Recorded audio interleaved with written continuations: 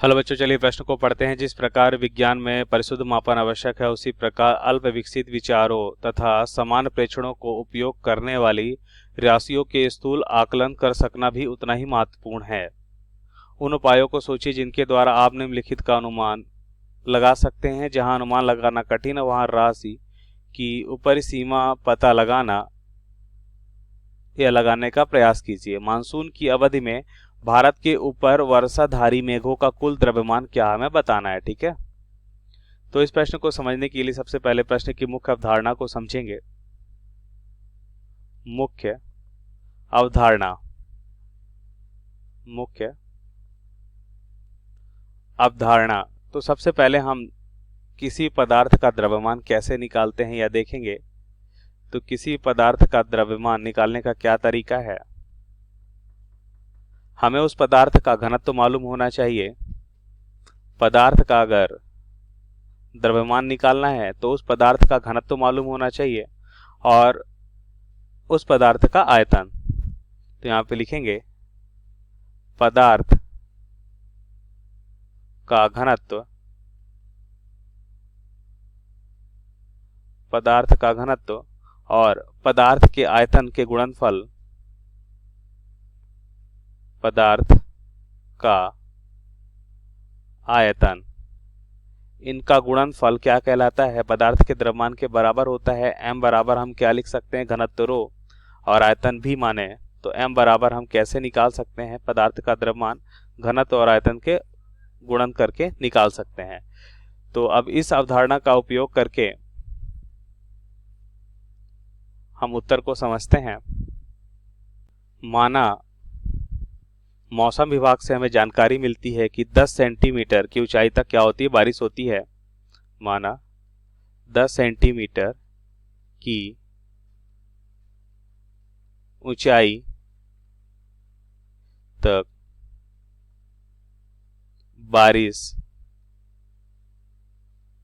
होती है। यह आंकड़ा हम मौसम विभाग से निकाल सकते हैं। मौसम विभाग से जानकारी हमें मिल जाती है। अब हम मान लेते हैं कि जो हमें मालूम है भारत का क्षेत्रफल, भारत का क्षेत्रफल कितना है। इसका मान लगभग 3.3 गुणा 10⁶ किलोमीटर का स्क्वायर के बराबर है।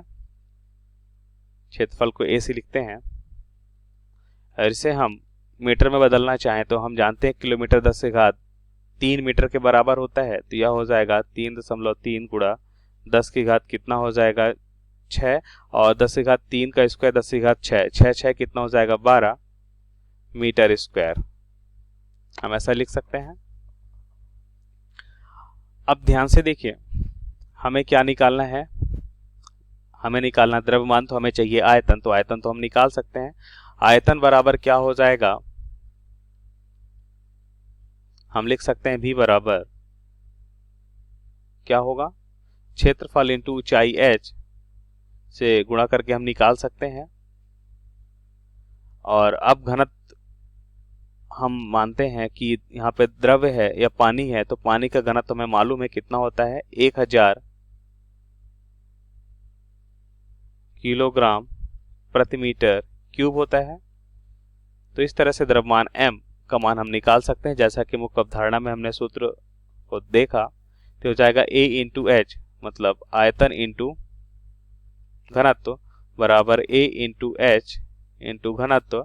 अब ये मान रखते हैं तो हमें क्या मिलेगा, आयतन हमें निकालना होगा 3.3 गुणा 10⁻12 इंटू एच कितना है 10 सेंटीमीटर है, 10⁻−2 से गुणा करेंगे तो मीटर में परिवर्तित हो जाएगा, इंटू घनत्व कितना है 1000 किलोग्राम प्रति मीटर क्यूब। अब इसे हम क्या करते हैं, हल करते हैं तो हमें मान कितना मिलेगा 3.3, यहाँ पे ये 12 है और ये कितना हो जाएगा, देखिए प्लस का 12 और 1 2 3 1 4 प्लस का 4, 12 4 16 -2 तो कितना हो जाएगा 14।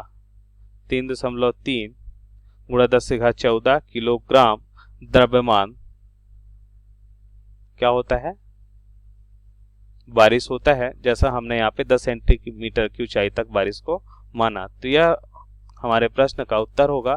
आशा करते हैं आपको समझ आया होगा। धन्यवाद।